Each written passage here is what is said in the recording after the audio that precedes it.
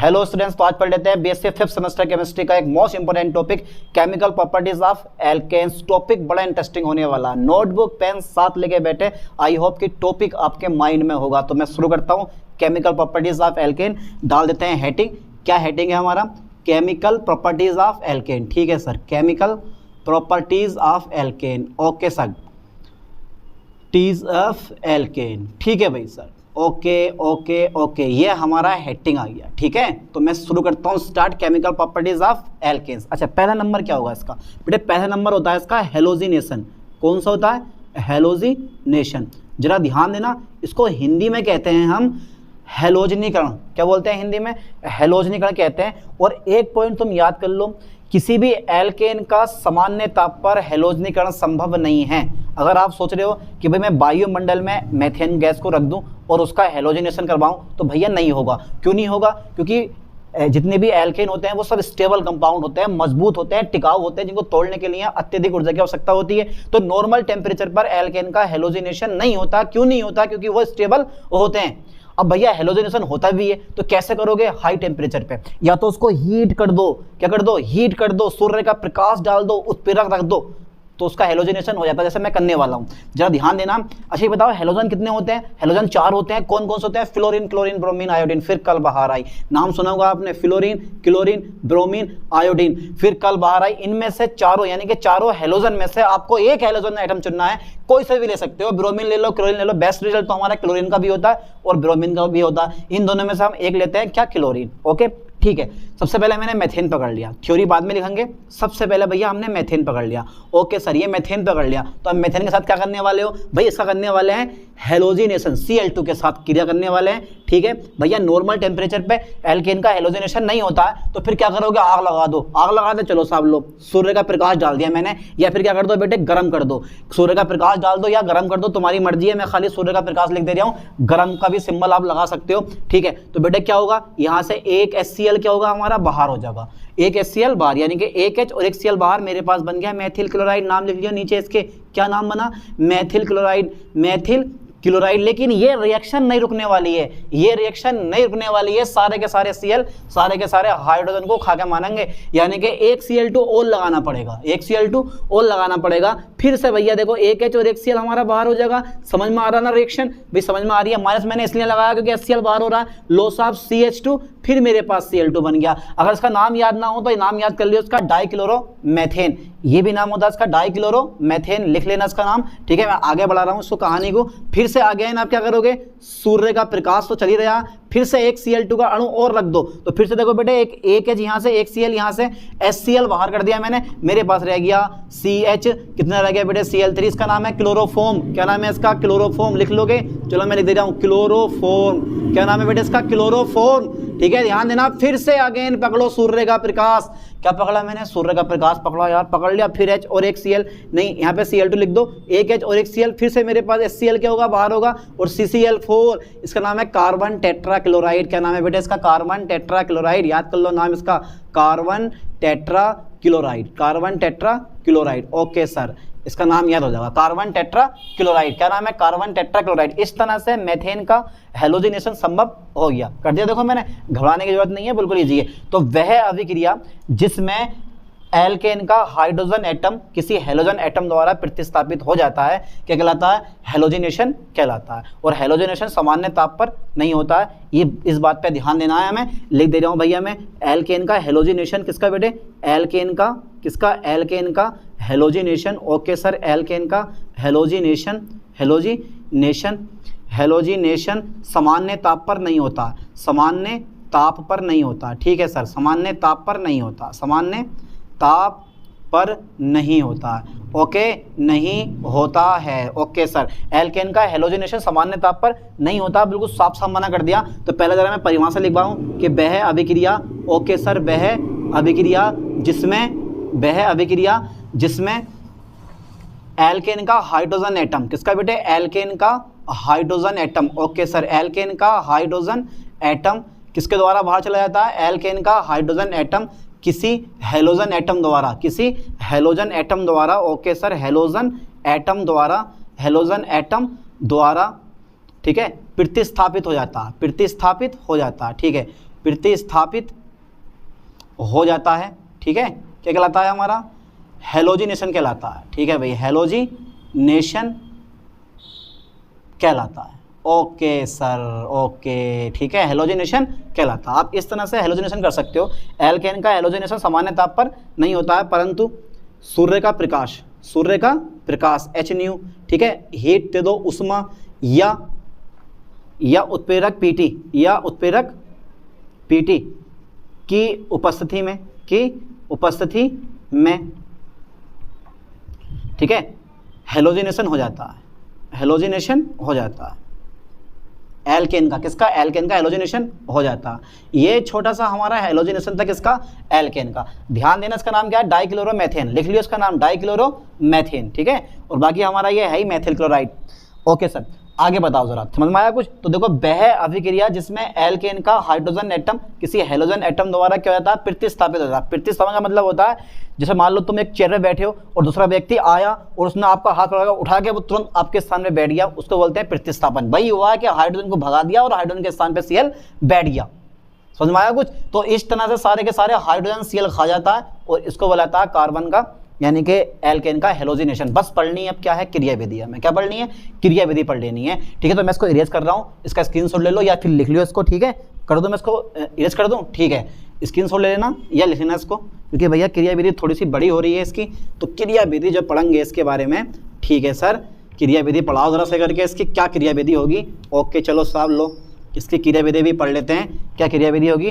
तो डाल देता हूँ मैं हेडिंग, क्रियाविधि। ओके, इतने इजी टॉपिक, क्या बात है। देखो जरा, सबसे पहला नंबर क्रियाविधि, तो यह अभिक्रिया निम्न पदों में संपन्न होती है। सही है सर, यह अभिक्रिया, जरा ध्यान देना बेटे बोर्ड पे, यह अभिक्रिया, ठीक है, निम्न पदों में संपन्न होती है। निम्न पदों में, यानी कि निम्न स्टेप में, निम्न पदों में क्या होती है? संपन्न होती है। और यहीं इसको निपटारा कर देंगे, संपन्न होती है। ओके सर, यह अभिक्रिया निम्न पदों में संपन्न होती है। अच्छा, स्टेप फर्स्ट में क्या लूँ? स्टेप फर्स्ट होता है बेटे, स्टेप फर्स्ट का नाम होता है इनिशिएशन, ठीक है भाई। स्टेप फर्स्ट का नाम क्या है? इनिशिएशन। ओके सर, यानी कि इनिशिएशन का मतलब होता है अभिक्रिया को प्रारंभ करना, अभिक्रिया को प्रारंभ करना, ठीक है। तो स्टार्ट कर रहा हूं मैं अभिक्रिया को, तो सबसे पहले स्टेप फर्स्ट में जो इनिशिएशन है मेरे पास, उस स्टेप फर्स्ट में बनते हैं फ्री रेडिकल। क्या बनते हैं बेटे? फ्री रेडिकल बनते हैं। ओके सर, फ्री रेडिकल बनते हैं। लो साहब, फ्री रेडिकल बनते हैं, यानी कि आप इसके स्थान पर लिख सकते हो हिंदी में अभिक्रिया को प्रारंभ करना, अभिक्रिया को प्रारंभ करना, तभी तो बोला था उसका इनिशिएशन, ठीक है। तो फ्री रेडिकल बनते हैं। अब फ्री रेडिकल कैसे बनते हैं? देखो, मेरे पास Cl2 है, Cl2 मेरे पास ये आ गया, यानी कि एक Cl ये होगा, एक Cl ये होगा। एक सिंगल बॉन्ड में 2 इलेक्ट्रॉन होते हैं, एक इलेक्ट्रॉन होगा इसका और एक इलेक्ट्रॉन पहुंच जाएगा इसके पास। पर ये जो होता है ना, जो फ्री रेडिकल बनते हैं, इसको बोलते हैं हम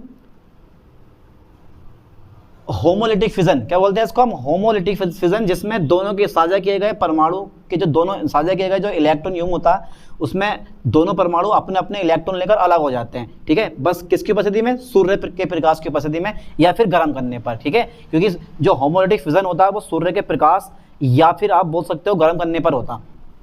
तो एक Cl मेरे पास ये बन गया, एक Cl मेरे पास ये बन गया, तो ये बन गया बेटे फ्री रेडिकल। क्या बन गया? Free radical. स्टेप सेकंड मेरे पास आता है, जरा लाइन पे ध्यान देना। स्टेप सेकंड मेरे पास आ गया प्रोपागेशन। प्रोपागेशन बेटे, प्रोपागेशन का मतलब क्या होता है? प्रोपागेशन का मतलब होता है अभिक्रिया को आगे बढ़ाना, अभिक्रिया को आगे बढ़ाना। प्रोपागेशन का मतलब होता है अभिक्रिया को आगे बढ़ाना। ओके, तो भैया इसमें क्या होता है कि जो मेरे पास मेथेन होता है ना, यानी कि जो आपके पास Cl फ्री रेडिकल होता है, वो CH4 पे अटैक करके, CH4 पर क्या करके बेटे? अटैक करके। अटैक मतलब तोड़ मरोड़ के, अटैक करके, ठीक है, अटैक करके, आक्रमण करके, आक्रमण करके, ठीक है, मैथिल फ्री रेडिकल बनाता है, ठीक है, मैथिल फ्री रेडिकल बनाता है। ओके सर, बहुत बढ़िया, आराम से समझो, ज़्यादा जल्दीबाजी मत करो। तो ये है मेरे पास CH4, क्या मेरे पास? CH4 प्लस Cl, ठीक है। अब बात यहाँ आती है, मैं कैसे तोड़ूंगा? देखो, तोड़ने के लिए ज़्यादा बड़ी बात ना है, बिल्कुल सिंपल सा पॉइंट है। या अगर मेरे पास ये CH4 है तो CH3 करके इसको आप एक H लिख सकते हो। तो साझा किए गए दोनों इलेक्ट्रॉन जो होंगे वो एक इसके पास पहुंच जाएगा और एक इसके पास पहुंच जाएगा। तो H फ्री रेडिकल और Cl फ्री रेडिकल दोनों मिलेंगे, क्या बन जाएगा बेटे? मेरे पास HCl और बन गया मेरे पास मैथिल फ्री रेडिकल। क्या बन गया? Maithil free radical. अब स्टेप मेरे पास क्या आता है?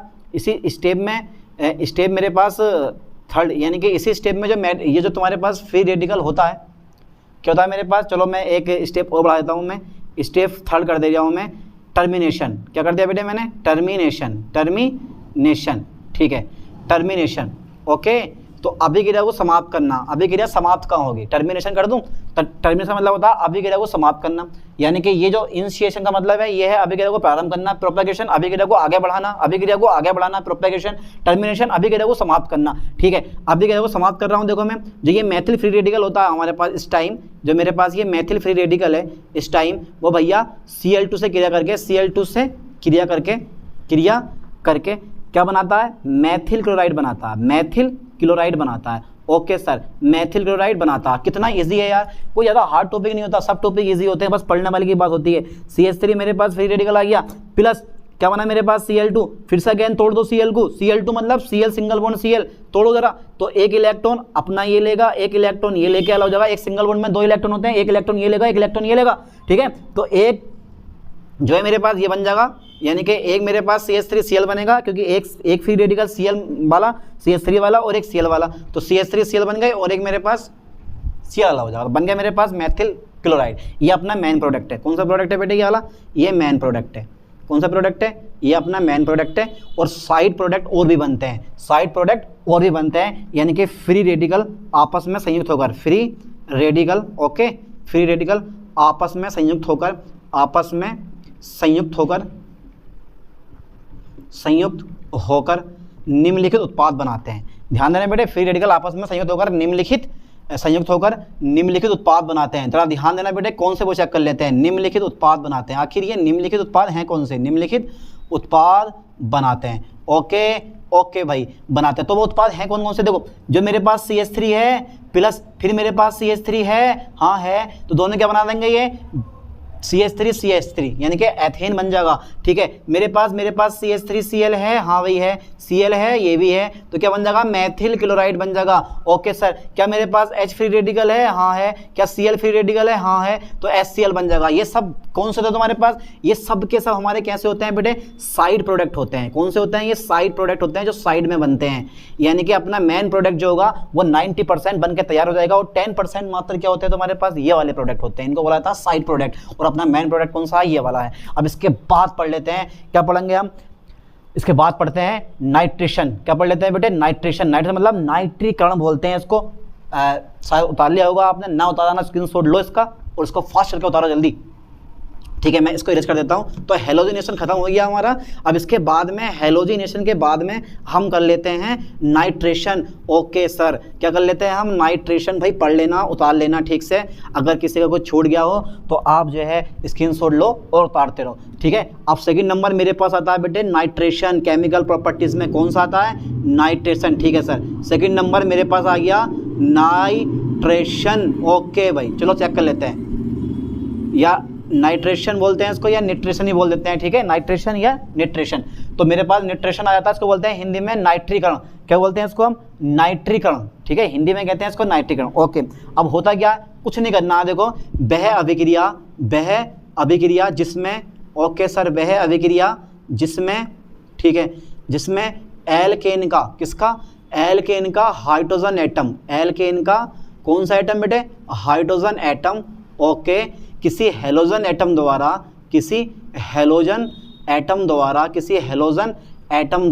हो जाता है, किसी हेलोजन एटम द्वारा प्रतिस्थापित हो जाता है। ओके, क्या हो जाता है बेटे, प्रतिस्थापित हो जाता है, ठीक है, प्रतिस्थापित हो जाता है।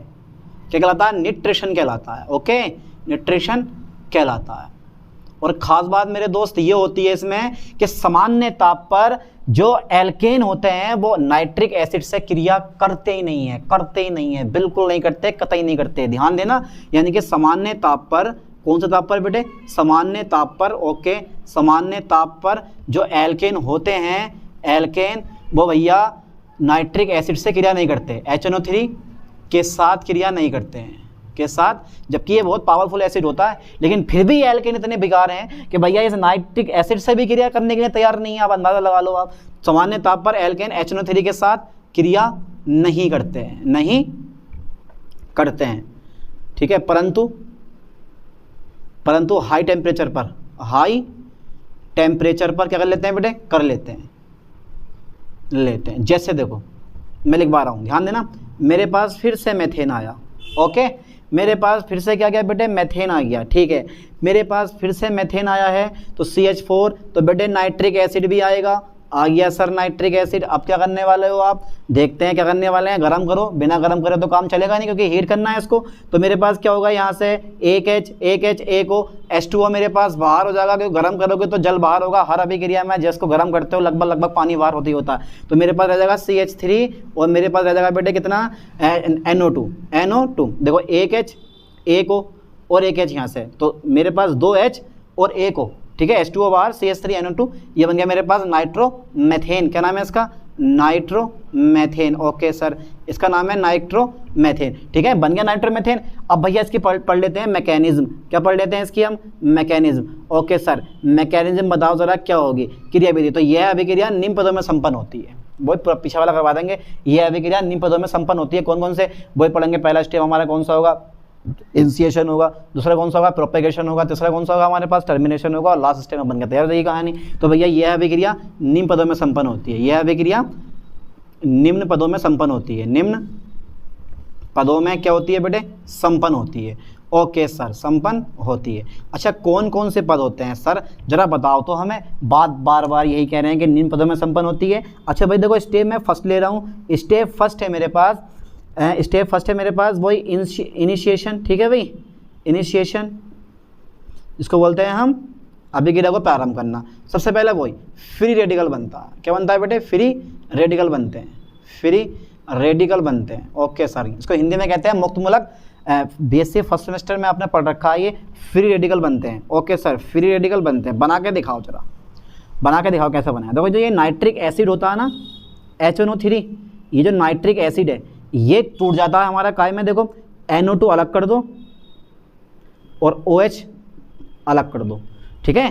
तो यहाँ से बेटे देखो NO2 मैंने अलग करा और OH मैंने अलग करा, तो भैया OH और ऐसा करके देखो, ध्यान देना, NO2 और OH, तो ये वाला जो इलेक्ट्रॉन है ये इधर ले गया, ये वाला इधर चला गया, सिंपल सी बात है, इस टाइप से अलग हो गए। अब भैया स्टेप नंबर सेकंड आता था मेरे पास, स्टेप सेकंड आता है, सेकंड स्टेप का नाम है प्रोपागेशन। क्या नाम है बेटे,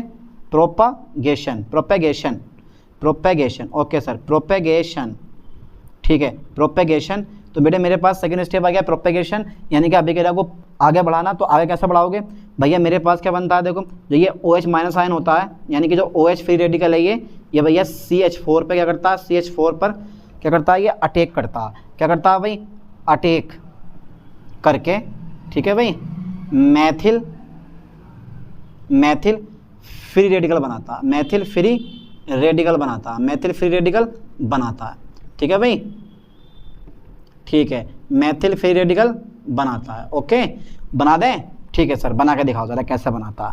देखो जरा इधर देखो जरा, मेरे पास आ गया मैथेन CH4 और प्लस, मेरे पास फ्री रेडिकल कौन सा, OH, ठीक है, OH फ्री रेडिकल है। तो भैया देखो यहाँ से क्या होगा, मैंने तुम्हें पहले बताया कि CH3H कर दो, CH3H कर दो, तो CH3H कर दो। इस सिंगल बॉन्ड में मेरे पास कितने इलेक्ट्रॉन है, 2 इलेक्ट्रॉन है, तो दोनों के दोनों इलेक्ट्रॉन, एक चला जाएगा इसके पास और एक चला जाएगा हमारे पास इसके पास, ठीक है। तो इस टाइप से मेरे पास H और OH मिलेंगे, तो ये बन जाएगा बेटे H2O। क्या बन जाएगा, H2O, और हमारा जो फ्री रेडिकल है CH3 फ्री रेडिकल यानी कि मैथिल फ्री रेडिकल, वो हमारा अलग हो जाता है, ठीक है। अब चाह रहे हो तो इसको आप इस फॉर्म में भी लिख सकते हो, खाली ऐसे रहने दो, CH4 के फॉर्म में। तो CH4 plus OH free radical, CH3 free radical बन गया मेरे पास, यानी कि मैथिल फ्री रेडिकल बन गया। स्टेप मेरे पास थर्ड आ जाता है। स्टेप थर्ड अगर मैं लूँ तो स्टेप थर्ड होता है बेटे टर्मिनेशन, मतलब अभिक्रिया को समाप्त करना। और भैया जब अभिक्रिया को टर्मिनेशन करोगे तो इस वेरी इजी एग्जांपल, टर्मिनेशन करने के लिए क्या करना पड़ेगा आपको, अभिक्रिया का टर्मिनेशन अगर आप करते हो तो भैया टर्मिनेशन कर दो अभिक्रिया का, तो तुम्हारे पास जो फ्री रेडिकल होता है CH3 वो NO2 फ्री रेडिकल के साथ संयुक्त होकर, के साथ क्या होकर बेटे, संयुक्त होकर, ठीक है, संयुक्त होकर, ठीक है, क्या बनाता है मेरे पास, मैथिल नाइट्राइड बनाता है, यानी कि इसको बोलते हैं नाइट्रोमेथेन बनाता है, नाइट्रोमेथेन बनाता है। इस फॉर्म में देखो CH3 है मेरे पास प्लस NO2 फ्री रेडिकल है, ठीक है, ओके। फिर मेरे पास क्या बन जाएगा बेटे, CH3 और NO2, CH3 और NO2, यानी कि नाइट्रोमेथेन बनकर तैयार हो गया हमारा नाइट्रोमेथेन। ठीक है, ये हमारा नाइट्रोमेथेन बन गया। तो मेरे पास कितनी रिएक्शन हो गई, नाइट्रेशन हो गया और हेलोजिनेशन हो गया। अब भैया एल्केन की एक रिएक्शन और बची है, वो बची है सल्फोनेशन, जिसकी हमें मैकेनिज्म देनी है। उसके बाद तो हम छोटे मोटे जगह पढ़ेंगे, किसी की भी कोई मैकेनिज्म नहीं है। ठीक है, तो मैं उतार देता हूँ, मतलब इसको कर देता हूँ इरेज। शायद मेरे ख्याल से उतार लिया होगा, ना उतारा तो स्क्रीनशॉट ले लेना इसका। ठीक है, ठीक है भाई, इसको मैं इरेज कर दिया मैंने। चलो साहब नेक्स्ट देखते हैं। ठीक है, नेक्स्ट पॉइंट मेरे पास आता है सल्फोनेशन। क्या था बेटे, sulphonation is a most important topic. कौन सा था, sulphonation, sulphonation. Okay sir, sulphonation आ गया बेटे, क्या आ गया, सल्फोनेशन। अब ये सल्फोनेशन पढ़ो कैसा होता है, सल्फोनेशन बड़ा ज़रूरी है, ध्यान देना है। सल्फोनेशन, तो बेटे सल्फोनेशन जब पढ़ोगे आप तो सल्फोनेशन पे ध्यान दो। तो सिंपल सी बात है, देखो बड़ा इजी टॉपिक होता है। क्या टॉपिक है, जो तुम्हारे पास मेथेन है ना, मेथेन यानी कि एल्केन, जब एल्केन की क्रिया आप सल्फ्यूरिक एसिड से करवाते हो तो SO3H समूह द्वारा, ठीक है, एल्केन का हाइड्रोजन परमाणु प्रतिस्थापित हो जाता है। इस अभिक्रिया को हम क्या बोलते हैं, सल्फोनेशन बोलते हैं। देखो वह अभिक्रिया जिसमें, मैं लिख रहा हूँ वह अभिक्रिया जिसमें, ध्यान देना जरा बोर्ड पे बेटे, वह अभिक्रिया जिसमें, ठीक है, वह अभिक्रिया जिसमें एल्केन का हाइड्रोजन एटम, एल्केन का हाइड्रोजन एटम, ठीक है, single bond SO3H sulphonic group, इसको बोलते हैं sulphonic group, single bond SO3H समूह द्वारा प्रतिस्थापित हो जाता है, प्रतिस्थापित हो जाता है। ओके सर, प्रतिस्थापित हो जाता है। ठीक है, क्या कहलाता है हमारा, हो जाता है, सल्फोनेशन कहलाता है। ठीक है, सल्फोनेशन कहलाता है। ओके सर, सल्फोनेशन कहलाता है। और भैया ये भी सामान्य ताप पर नहीं होता, ये भी हमारा क्या होता है, सामान्य ताप पर नहीं होता। हाई टेम्परेचर पे हीट करोगे तो जाके सल्फोनेशन होगा, बिना हाई टेम्परेचर सल्फोनेशन नहीं होता। तो ये भी भैया एल्केन का सल्फोनेशन सामान्य ताप पर नहीं होता, ये भी मैं लाइन लिख दे रहा हूँ, एल्केन का सल्फोनेशन, ठीक है, एल्केन का सल्फोनेशन, ठीक है, सामान्य ताप पर नहीं होता, सामान्य ताप पर नहीं होता है, नहीं होता है।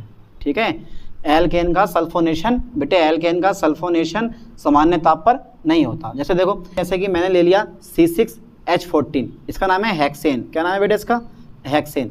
इसको याद कर लो, इसका नाम है हेक्सेन। ओके सर, इसका नाम क्या है, हेक्सेन है। और प्लस क्या नाम है इसका, hexane, plus plus plus hexane, इसका नाम मेरे पास हेक्सेन हो गया, हेक्सेन हो गया, हेक्सेन हो गया, प्लस H2SO4 पकड़ लो, H2SO4 कर दो बेटे गरम, जरा कर दो गरम। तो यहाँ से देखो एक H, यहाँ से एक H, यहाँ से हो, तो मेरे पास H2O क्या होगा बेटे, यहाँ से बाहर हो जाएगा। अब मेरे पास क्या बचा, C6H13 बचा और SO3H, इसका नाम लिख दियो N हेक्सिल। क्या नाम है इनका, N hexyl sulphonic acid, sulphonic acid. ठीक है, N हेक्सिल सल्फोनिक एसिड। बस अब इसकी मैकेनिज्म दे दो। क्या दे दो बेटे इसकी, अब मैकेनिज्म, मैकेनिज्म मतलब क्रियाविधि देते रहो। अब जितनी ज़्यादा क्रियाविधि दोगे इतना फायदा रहेगा। अब देखो इसकी भी मैं क्रियाविधि करवा रहा हूँ। तो यह अभिक्रिया निम्न पदों में संपन्न होती है, तो यह अभिक्रिया निम्न पदों में संपन्न होती है। ओके सर, यह अभिक्रिया निम्न पदों में संपन्न होती है, निम्न पदों में क्या होती है बेटे, संपन्न होती है। तो पहला संपन्न होती है, ठीक है, यह अभिक्रिया निम्न पदों में संपन्न होती है। ठीक है, तो भैया पहला स्टेप अगर मैं लूँ, पहला स्टेप अगर मैं लूँ तो स्टेप फर्स्ट मेरे पास आता है, ध्यान देना लाइन पे जरा, स्टेप फर्स्ट पे दिख रहा ना, ये मैं दिखाई दे रहा हूँ। ठीक है, तो स्टेप फर्स्ट पे आता है तुम्हारे पास इनिशिएशन। क्या था बेटे, इनिशिएशन, इसको बोलते हैं अभिक्रिया को प्रारंभ करना। ठीक है, तो वही सबसे पहले नंबर फ्री रेडिकल बनते हैं। ओके, क्या बनते हैं बेटे, फ्री रेडिकल बनते हैं। बस क्रियाविधि समझो, तो फ्री रेडिकल कैसे बनेंगे वो हम चेक कर ले रहे हैं। देखो ये है मेरे पास फ्री रेडिकल बनते हैं, तो ये मेरे पास क्या है, देखो H2SO4 है। कितना बेटे, ये H2SO4 है। ठीक है, बनाओ फ्री रेडिकल, सूर्य का प्रकाश डालना पड़ेगा, बिना सूर्य के प्रकाश के फ्री रेडिकल नहीं बनता है। ठीक है, नाइट्रेशन में यानी कि नाइट्रेशन में अगर आपने सूर्य का प्रकाश नहीं डाला था वहाँ पे H लिख देना। ठीक है, तो अब मेरे पास क्या बन जाएगा, ये SO3H बन जाएगा। तो ये मेरे पास फ्री रेडिकल बन गया। चलो यहाँ लगा दे रहा हूँ मैं प्लस, और मेरे पास OH, ये मेरे पास फ्री रेडिकल बन गया है ना। हमारा स्टेप सेकंड आता है, स्टेप सेकंड भी ठीक पहले ऐसा बिल्कुल सेम टू सेम डुप्लीकेट। कौन सा स्टेप है मेरे पास, propagation, propagation, propagation. Okay sir, propagation. ठीक है सर, इसका क्या करने वाले हैं आप प्रोपेगेशन का? भाई प्रोपेगेशन का क्या, आगे बढ़ाओ अभी क्रिया को, आगे कैसे बढ़ेगी? जो मेरे पास ये बना ना, जो मेरे पास हेक्सेन बना है, तो आप लिख सकते हो यहाँ पे जो मेरे पास OH फ्री रेडिकल बना है वो भैया C6H14 यानी कि हेक्सेन पर अटैक करके ओके सर, अटैक करके क्या बनाता है बेटे? हेक्सिल फ्री रेडिकल बनाता है। बस देखो बना दूँ तो बेटे ऐसा करके बनेगा, ध्यान देना C6H14, ठीक है। यहाँ से एक H निकाल के तोड़ देना उसको, जैसे पिछली लेक्चर में देखा। प्लस भैया क्या आ जाएगा मेरे पास? प्लस आ जाएगा मेरे पास OH फ्री रेडिकल, लो भैया C6H13, और यहाँ से मेरे पास H2O क्या हो गया? जल बाहर। तो बेटे ये बन गया तुम्हारे पास N हेक्सिल फ्री रेडिकल। क्या बन गया? N हेक्सिल, मैं हरा दे रहा हूँ, N हेक्सिल फ्री रेडिकल बन गया, ठीक है भाई, N हेक्सिल फ्री रेडिकल बन गया, ठीक है भाई। अब आगे देखो जरा चेक करते हैं। स्टेप मेरे पास थर्ड आता है, टर्मिनेशन। क्या आता है बेटे? टर्मिनेशन। ओके सर, क्या आ गया मेरे पास स्टेप थर्ड? टर्मिनेशन। अच्छा ठीक है, टर्मिनेशन मतलब अभी क्रिया को समाप्त करना। तो आप यहाँ पे डायरेक्ट लिख सकते हो कि जो आपका हेक्सिल फ्री रेडिकल है वो तुरंत किससे क्रिया करता है बेटे? SO3H फ्री रेडिकल, ठीक है, के साथ क्रिया करके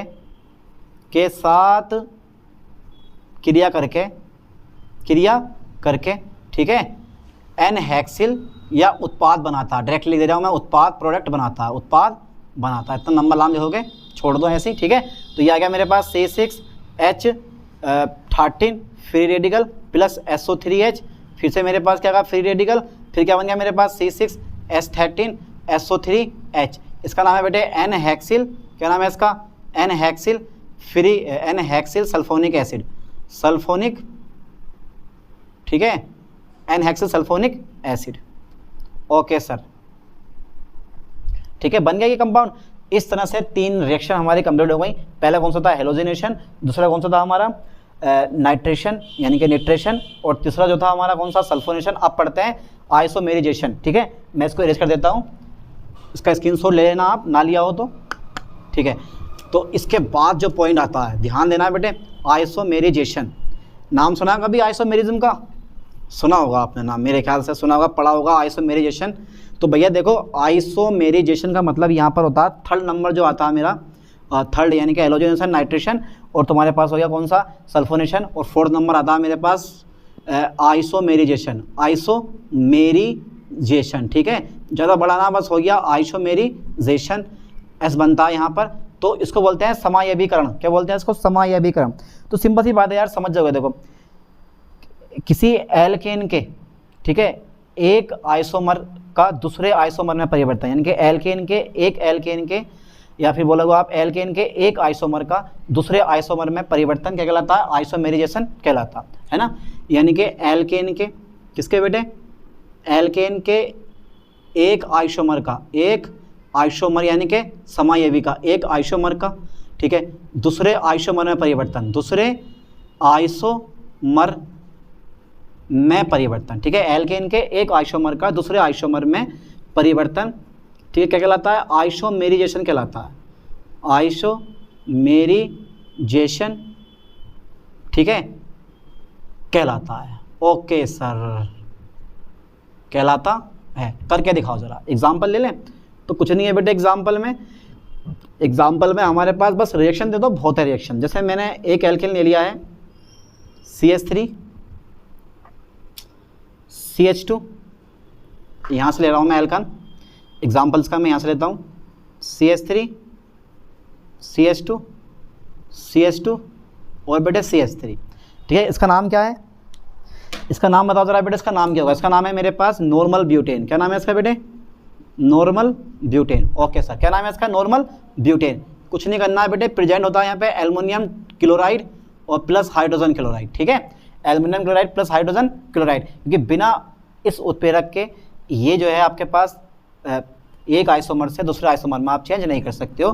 तो यहाँ बन जाएगा मेरे पास CH3 single bond CH, CH3 और क्या बन गया मेरे पास? CH3, ठीक है। इसका नाम क्या हो गया बेटे? 1 2 3, यानी कि इसका नाम हो गया इसका नाम क्या तुम्हारे पास? आइसोब्यूटेन। आप बोल सकते हो आइसोब्यूटेन, ना तो इसका नाम लिख लो 1 2 3, यानी कि 2 मैथिल, क्या नाम है इसका बेटे? 2 मैथिल, ठीक है, प्रोपेन, 2 मैथिल प्रोपेन बन गया हमारा ये। अब बात यहीं आती है, जरा ध्यान देना, यानी कि इस प्रक्रिया में, किसमें बेटे, इस प्रक्रिया में ब्रांच्ड एल्केन प्राप्त होते हैं। कौन से? ब्रांच्ड एल्केन प्राप्त होते हैं, ब्रांच्ड एल्केन प्राप्त होते हैं। लाइन पे ध्यान देना है, इस प्रक्रिया में ब्रांच्ड एल्केन प्राप्त होते हैं। ओके सर, इस प्रक्रिया में ब्रांच्ड एल्केन मतलब शाखायुक्त एल्केन प्राप्त होते हैं। देखो ये नॉर्मल है और ये हमारे पास कैसा है, ब्रांच्ड वाला है ना। दूसरा नंबर आता है, 5वां नंबर मेरे पास एरोमेटिजेशन, ठीक है। ओके, एरोमेटिजेशन, इसको बोलते हैं हम एरोमेटिकरण। क्या बोलते हैं इसको? इसको हिंदी में लिख दे रहा हूं मैं, एरोमेटिकरण, ठीक है। इसको हिंदी में बोला जाता है एरोमेटिकरण, एरोमेटिजेशन, ठीक है।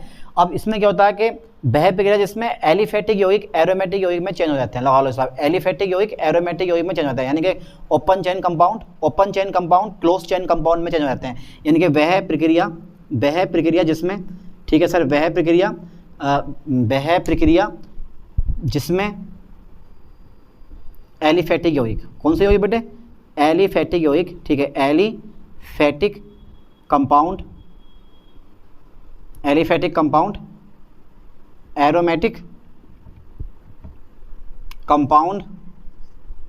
में बदल जाते हैं, तो कहलाते हैं हमारे पास एरोमेटिजेशन कहलाता है, एरोमेटिजेशन कहलाता है, ठीक है। वह प्रक्रिया जिसमें एलिफेटिक कंपाउंड जो होते हैं वो एरोमेटिक कंपाउंड में बदल जाते हैं। ध्यान देना, वह प्रक्रिया जिसमें एलिफेटिक कंपाउंड जो होते हैं बेटे वो एरोमेटिक कंपाउंड में बदल जाते हैं, एरोमेटिजेशन कहलाते हैं। बोलो ये समझ में आ जाएगा या नहीं? बिल्कुल सिंपल सी बात है, समझ जाओगे आराम से इस चीज़ को कि भैया एलिफेटिक कंपाउंड क्या होते हैं, वह प्रक्रिया जिसमें एलिफेटिक कंपाउंड एरोमेटिक कंपाउंड में बदल जाते हैं, एरोमेटिजेशन कहलाते हैं, है ना, ठीक है। इस लाइन पे जरा ध्यान दो और कि एलिफेटिक कंपाउंड कौन सा लें ऐसा जो एरोमेटिक कंपाउंड में चेंज हो जाए। तो देखो जरा मैं एग्जांपल ले रहा हूँ यहाँ पर इसका, जैसे देखो एग्जांपल ले लिया मैंने इसका, एग्जांपल में लेता हूँ इसका, जरा थोड़ा ध्यान देना एग्जांपल पे। एग्जांपल है मेरे पास CH3 सिंगल बॉन्ड CH2, फिर सिंगल बॉन्ड CH2, फिर सिंगल बॉन्ड CH2, फिर सिंगल बॉन्ड CH2 और फिर सिंगल बॉन्ड CH3, ठीक है। इसका नाम है एन हेक्सेन, यानी कि नॉर्मल हेक्सेन है ये। क्या नाम है बेटा इसका? नॉर्मल हेक्सेन है, ठीक है। प्रेजेंट इन करो, बिना प्रेजेंट के ये रिएक्शन नहीं होने वाली है, ध्यान देना। Cr2O3 और 650 डिग्री सेंटीग्रेड ताप पे गर्म कर दो, यानी कि क्रोमियम ऑक्साइड और 650 डिग्री सेंटीग्रेड ताप पे है हमारे पास, यानी कि 650 डिग्री सेल्सियस टेम्परेचर है। तो कुछ नहीं करना है, देखो 2H यहाँ से और भैया 2H यहाँ से, कितने हो गए? 4H, बाकी सब में से 1H, यानी कि आपको बाहर कर देना है यहाँ पर, ठीक है। आपको बाहर कर देना है यहाँ पे +2H2O +4H2O, 8H2O आपको बाहर कर देना, और O बाहर नहीं होगा, सिर्फ क्या होगा हमारा H2 बाहर होगा, ठीक है। तो ये आ जाएगा ऊपर मेरे पास CH आ जाएगा, ठीक है। फिर मेरे पास सिंगल बॉन्ड CH आ जाएगा, फिर मेरे पास सिंगल बॉन्ड CH आ जाएगा, फिर मेरे पास सिंगल बॉन्ड CH, फिर मेरे पास सिंगल बॉन्ड CH, फिर मेरे पास सिंगल बॉन्ड CH, फिर मेरे पास सिंगल बॉन्ड आ गया। अब भैया एरोमेटिक कंपाउंड है तो इस टाइप से आप ट्रिपल बॉन्ड लगा दो, क्योंकि इसको बनना है बेंजीन और +4H2O। ये मेरे पास क्या बन गया बेटे? बेंजीन बन गया, ठीक है। ये क्या बन गया मेरे पास? बेंजीन, और प्लस क्या हुआ यहाँ से? 4H2 यहाँ से बाहर हो गया, ठीक है। तो इस टाइप से आप एलिफेटिक कंपाउंड को एरोमेटिक कंपाउंड में चेंज कर सकते हो। 5वां नंबर हमारा देखो कितनी सिंपल सी बात है यार। 5वां नंबर हमारा आता है ऑक्सीडेशन। क्या आता है बेटे? ऑक्सीडेशन, ठीक है, ऑक्सीडेशन, ठीक है साहब। ऑक्सीडेशन और पढ़ा दो आप कि भाई ये ऑक्सीडेशन क्या होता है। अभी तो बहुत सारी रिएक्शन है इसकी, तो ऑक्सीडेशन होता क्या है वो और बता दो आप। चलो साहब वो और पढ़ लेते हैं कि यार ये ऑक्सीडेशन क्या होता है, ठीक है साहब। ऑक्सीडेशन क्या होता है तो ज़रा ध्यान देना, एल्केन का ऑक्सीडेशन 3 प्रकार से होता है। कितने प्रकार से होता है एल्केन का ऑक्सीडेशन? 3 प्रकार से। अब वो कौन सा है देखो, तो एल्केन का ऑक्सीडेशन निम्न प्रकार होता है। एल्केन का ऑक्सीडेशन बेटे निम्न प्रकार होता है, निम्न प्रकार होता है। ध्यान देना ज़रा, एल्केन का ऑक्सीडेशन निम्न प्रकार होता है। अब कितने प्रकार से होता है वो भी हम चेक कर लेते हैं। पहला नंबर लेते हैं हम कंबशन। कंबशन का मतलब समझते हो बेटे? कंबशन का मतलब होता है दहन। क्या बोलते हैं हिंदी में इसको? दहन मतलब जलाना। और ये है कंप्लीट कंबशन। क्या है? Complete combustion. जब भी आप किसी एल्केन का कंप्लीट कंबशन करते हो तो carbon dioxide plus energy plus आपका तुम्हारे पास वाटर यहाँ से बाहर हो जाता। ठीक है, देखो मैं यहाँ पे लिख दे रहा हूँ। देखो पहले रिएक्शन चेक करते हैं, CH4 + 2O2। ठीक है, फिर मैंने करा पूर्ण दहन। इसका क्या करते हैं बेटे, मैंने कंबशन कर दिया तो मेरे पास क्या बनेगा वो हम चेक कर लेते हैं। यहाँ से कार्बन डाइऑक्साइड प्लस भैया 4H है 2H2O और प्लस यहाँ से एनर्जी बाहर होती है। प्लस यहाँ से क्या बनती है? एनर्जी बाहर होती है। अब लिख दे रहा हूँ मैं कंबशन, यानी कि किसके? एल्केन के पूर्ण दहन पर। एल्केन के किसके बेटे? एल्केन के पूर्ण दहन पर कंप्लीट कंबशन, यानी कि एल्केन के कंबशन पर। ठीक है, मतलब दहन पर, एल्केन के दहन पर हमारा क्या बनता है भाई? क्या बनता है दहन पर? कार्बन डाइऑक्साइड प्लस वाटर तथा एनर्जी, यानी कि ऊर्जा प्राप्त होती है। ऊर्जा प्राप्त होती है। ओके, ऊर्जा प्राप्त होती है ये वाली। इसको मैं एक डिब्बे में, बड़े डिब्बे में पैक कर दे रहा हूँ और इस टाइप से हमारी एक रिएक्शन यहाँ पे मिल जाती है। ये उतार लिया होगा आपने, ना उतारा तो स्क्रीनशॉट ले लेना इसका। मैं इसको इरेज कर देता हूँ चौथे नंबर को। ठीक है साहब, चलो इरेज कर दो आप। इसके बाद में बताओ सर जरा क्या होने वाला इसके बाद में वो हम चेक कर लेते हैं। इसके बाद आता है सेकेंड नंबर आता है मेरे पास इनकम्प्लीट कंबशन। क्या आता है बेटे? Incomplete combustion. ठीक है, इनकम्प्लीट कंबशन। ओके साहब, इनकम्प्लीट कंबशन। ठीक है, इनकम्प्लीट कंबशन का मतलब होता है अपूर्ण दहन, यानी कि इसमें आप ऑक्सीजन की मात्रा कम दोगे, ऑक्सीजन प्रोवाइड करोगे पर कम। देखते हैं क्या बनता, CH4 + O2। ठीक है, तो यहाँ पे कार्बन और plus 2H2O, carbon plus 2H2O। ठीक है, यानी कि एल्केन के किसके बेटे? एल्केन के इनकम्प्लीट एल्केन के इनकम्प्लीट कंबशन पर, एल्केन के इनकम्प्लीट कंबशन पर, ठीक है, कार्बन तथा जल बनते हैं, तथा जल बनता है। ओके सर, ठीक है, बन गया, कार्बन तथा जल बनता। अच्छा थर्ड नंबर एक और दे दो, और वो थर्ड नंबर हमारा क्या होता है भाई? वो थर्ड नंबर होता है हमारे पास इन प्रेजेंट ऑफ कैटेलाइज्ड, यानी कि किसी भी उत्प्रेरक की उपस्थिति में अगर आप, ठीक है, किसी भी एल्केन का कंबशन करते हो, मतलब दहन करते हो किसी भी उत्प्रेरक की उपस्थिति में, अगर ऑक्सीडेशन करते हो, ठीक है, क्या करते हो? ऑक्सीडेशन करते हो, तो देखते हैं फिर क्या बनता। सबसे पहले जरा ध्यान दो बेटे, ये मेरे पास मेथेन है और प्लस मैंने क्या कर दिया, इसका ऑक्सीडेशन कर दिया। ठीक है भाई, और मैं करता हूँ किसी भी कैटेलाइज्ड की उपस्थिति में ऑक्सीकरण। कॉपर है मेरे पास, 300 डिग्री सेल्सियस ताप है, तो या फिर उसको 250 लिख सकते हो आप, 250 डिग्री सेल्सियस टेम्परेचर लिख सकते हो आप। तो देखो क्या होगा, तो यहाँ मेरे पास बन जाएगा मैथिल एल्कोहल। क्या नाम है बेटे इसका? मैथिल एल्कोहल। विशेला होता है ये, मैथिल एल्कोहल। क्या बन गया मेरे पास बेटे? मैथिल एल्कोहल, यानी कि किसका? मेथेन का। किसका बेटे? मेथेन का ऑक्सीडेशन, मेथेन का ऑक्सीडेशन। ठीक है, कॉपर धातु की उपस्थिति में, कॉपर धातु की उपस्थिति में। ठीक है, 250 डिग्री सेल्सियस ताप पर करने पर क्या बनता है बेटे? मैथिल एल्कोहल बनता है, मैथिल एल्कोहल बनता है। ठीक है, आराम से इस रिएक्शन को आप कवर कर लोगे। ठीक है, तो इसकी कुछ केमिकल प्रॉपर्टीज और रह गई हैं, तो वो पढ़ेंगे नेक्स्ट वीडियो में। थैंक्स।